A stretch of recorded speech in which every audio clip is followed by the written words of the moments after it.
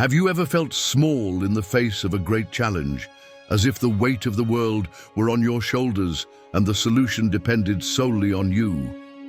This feeling of helplessness is something we all face at some point. But believe me, there is a story that can transform the way you approach these situations. The Bible introduces us to a young woman named Esther, someone who, against all odds, became an instrument in God's hands to save her people.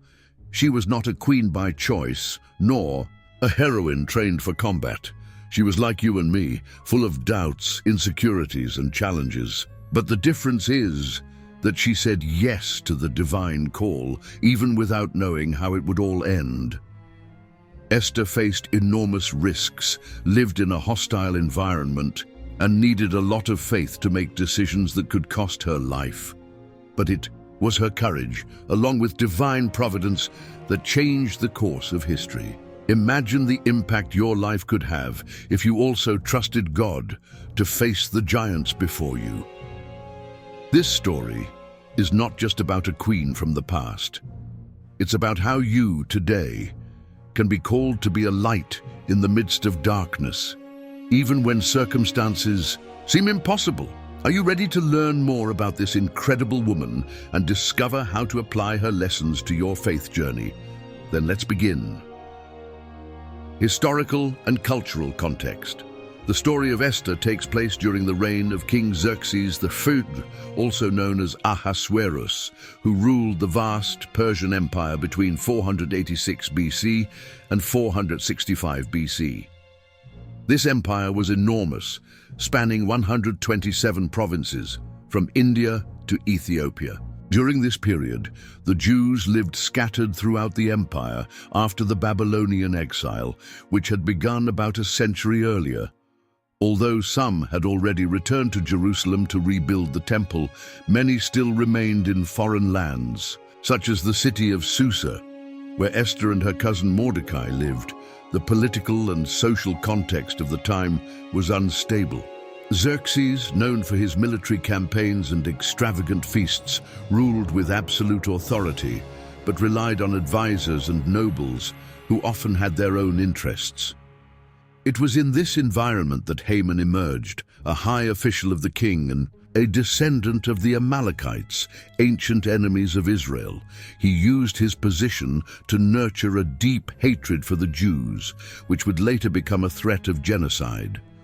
For the Jews, life in the Persian Empire was not easy. Although they were tolerated, they often faced prejudice and hostility.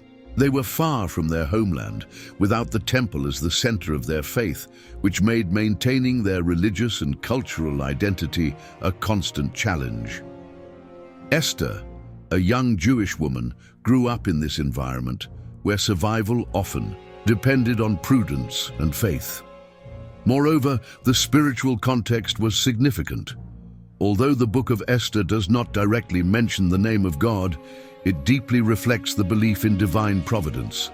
This period was a test for Jewish faith. How to remain faithful to God in the midst of a culture that not only rejected their faith, but often ridiculed it. It was in this challenging scenario that Esther's story began to take shape, and here we enter the heart of the narrative. An ordinary young woman, living in a hostile environment, was about to be called to something extraordinary. But who was Esther? What was her story before becoming queen? This is the next part of this incredible journey. Esther's life, from orphan to queen. Esther, whose Hebrew name was Hadassah, was a young Jewish woman living in the city of Susa, one of the capitals of the Persian Empire. She was raised by her cousin Mordecai, who took her in as a daughter after the death of her parents. Being an orphan in a foreign land was not an easy condition, but Mordecai played a crucial role in her upbringing.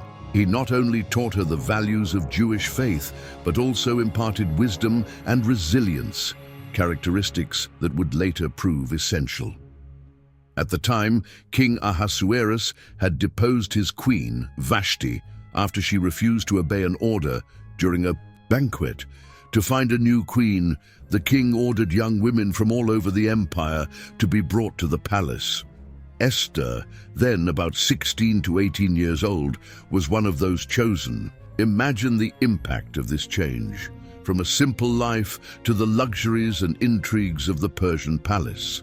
But Esther, even amidst the splendor, maintained her humility and faith.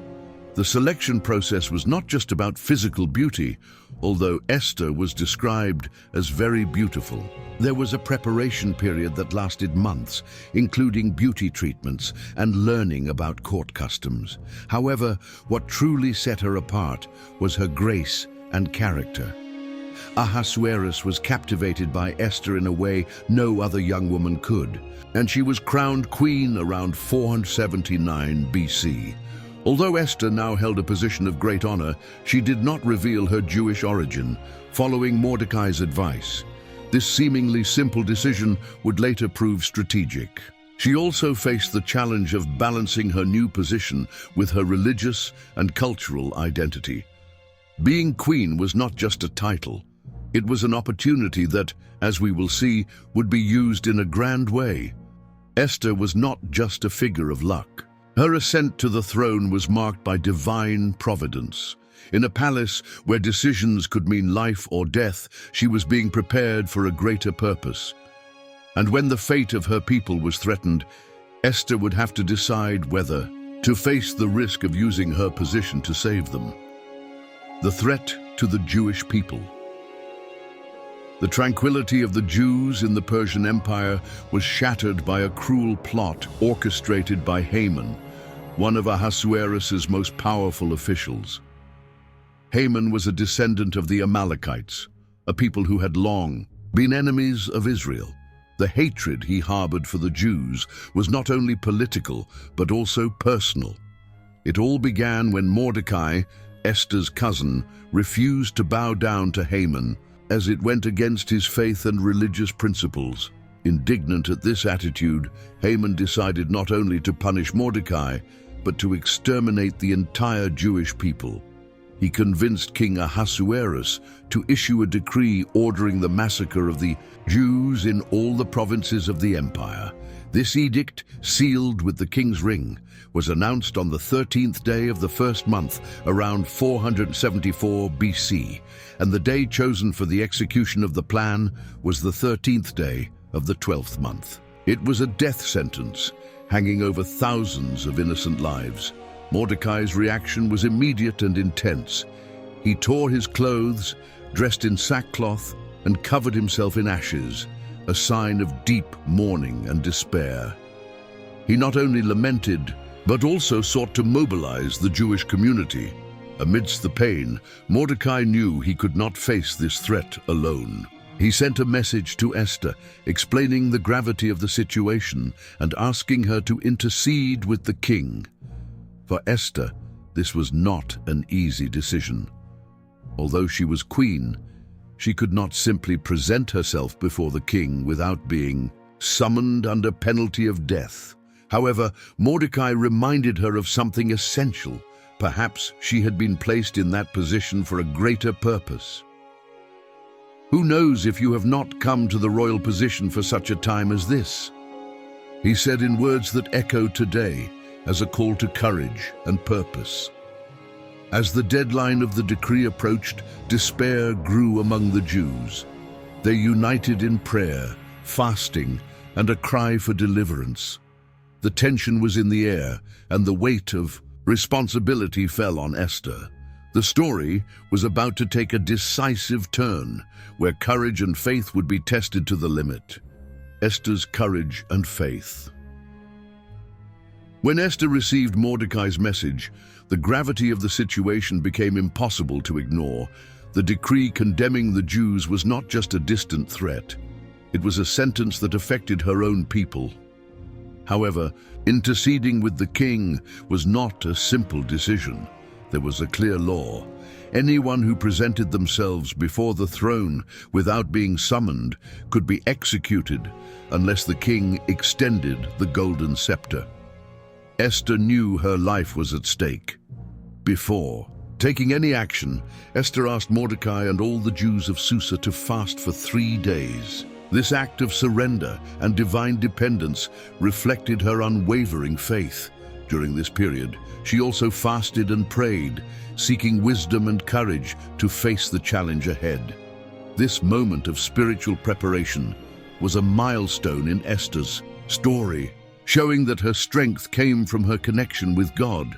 On the 3rd day, Esther put on her royal robes and went to the palace. The scene is loaded with tension.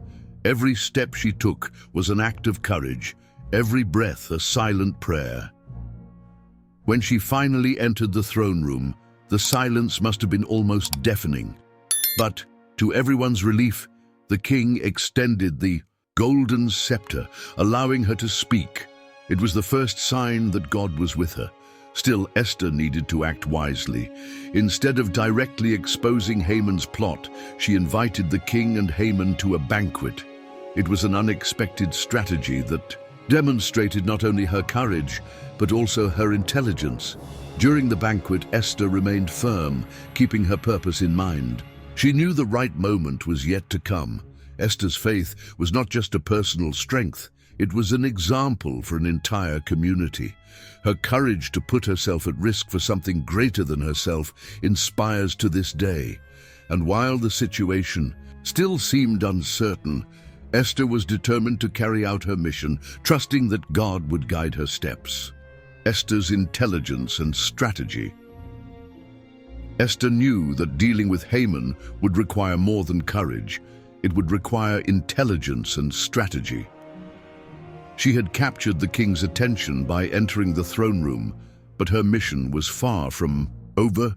Exposing Haman's plans and saving her people was a challenge that needed to be handled carefully. Esther understood the power of persuasion and knew that to be heard, she needed to gain Ahasuerus' full trust.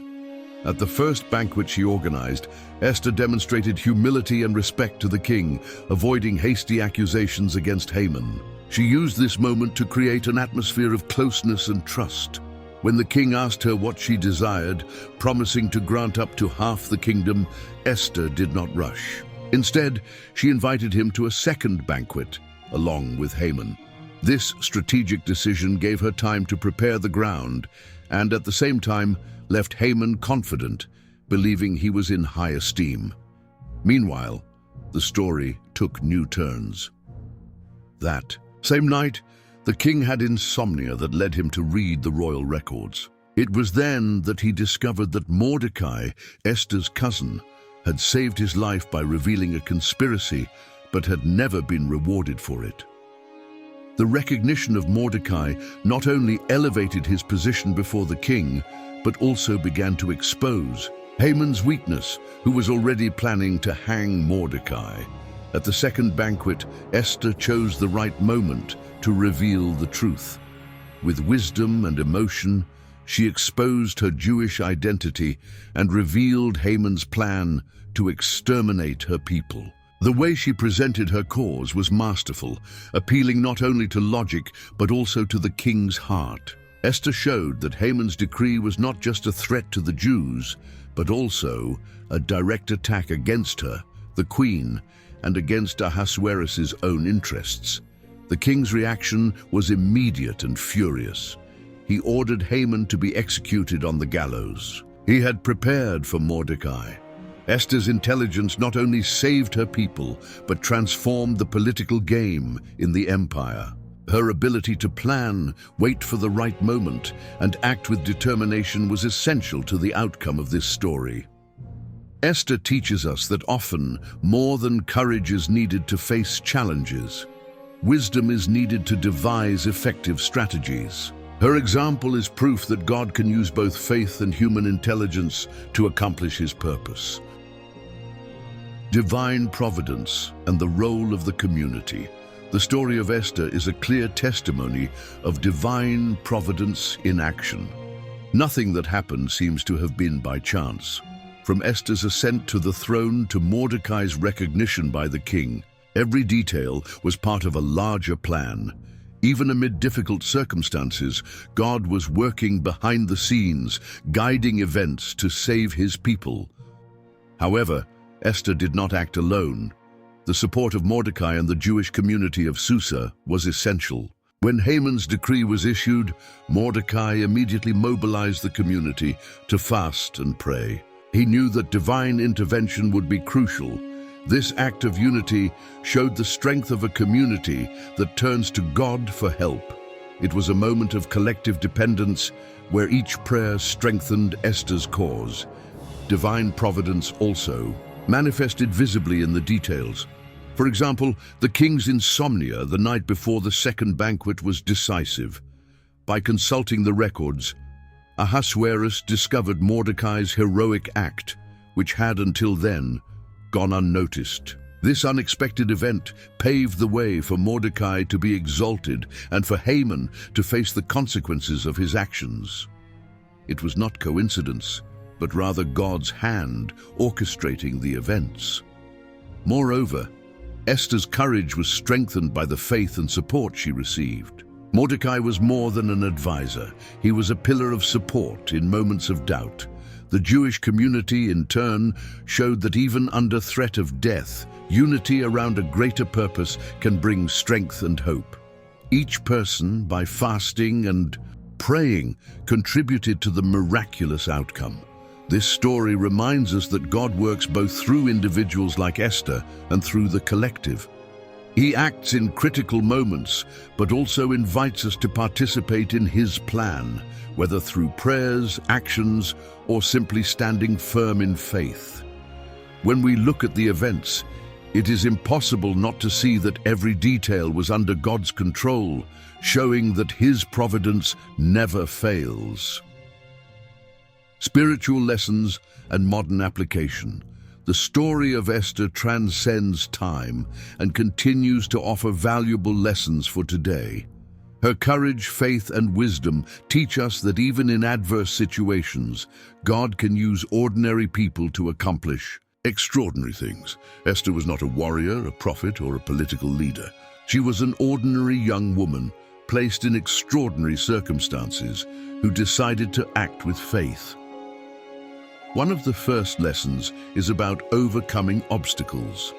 Esther was an orphan, lived in a foreign empire, and faced discrimination as a Jew among Gentiles. Yet, she did not allow these conditions to define her. Women today, facing challenges at work, in family, or in their spiritual walk, can look to Esther and find inspiration not to give up. Think of women like Corrie ten Boom, who risked everything to save Jews during the Holocaust, or Harriet Tubman, who led slaves to freedom. Like Esther, they used their faith and courage to make a difference. Another essential lesson is the courage to be different. Esther maintained her Jewish identity, even knowing it put her at risk. In a world that often demands conformity, staying true to your values is an act of courage. Whether at work, school, or even in social circles, standing firm in your faith and principles is a powerful testimony. For those seeking practical application, it can be something simple, like standing up for the truth in a conversation or choosing to be fair in difficult situations. Finally, Esther's story invites us to a deeper connection with God. Before making her decision, Esther fasted and prayed, seeking divine guidance. This reminds us of the importance of dedicating time to hear God's voice amid life's pressures. A practical example is setting aside daily moments for prayer or Bible reading, using books like Esther, a Woman of Courage and Faith by Charles Swindoll to guide this time. Esther's narrative is more than a story of overcoming. It is a call to action. It inspires us to look at our own lives and ask, where can God use me today? Whatever challenge you face, remember that, like Esther, you can be a key part of God's plan. And with this reflection comes the opportunity to further explore the power of faith in times of crisis. Conclusion. And now, what will you do with everything you've learned about Esther? Her story is a powerful invitation to act with faith, courage, and determination. Think about the challenges you face today. Is there something you are afraid to confront? a decision that seems impossible to make. Esther teaches us that even when everything seems lost, trusting in God can transform any situation. Be honest with yourself. Have you placed God at the center of your decisions? Have you sought the courage to be different, to stand up for what you believe? Perhaps it's time to stop, pray, and ask Him to guide your steps just as He guided Esther in such difficult times. Now I want you to reflect. In what area of your life can you be an Esther? Where can you be used by God to make a difference? It could be in your family, at work, in church, or even with someone who needs a comforting word. Do not ignore this call, and if this message touched your heart, share it. Like this video, subscribe to the channel, and activate the bell to not miss any content. Here, we will continue exploring inspiring stories and teachings that strengthen your faith. Let's walk together on this journey of learning and transformation. May God bless you.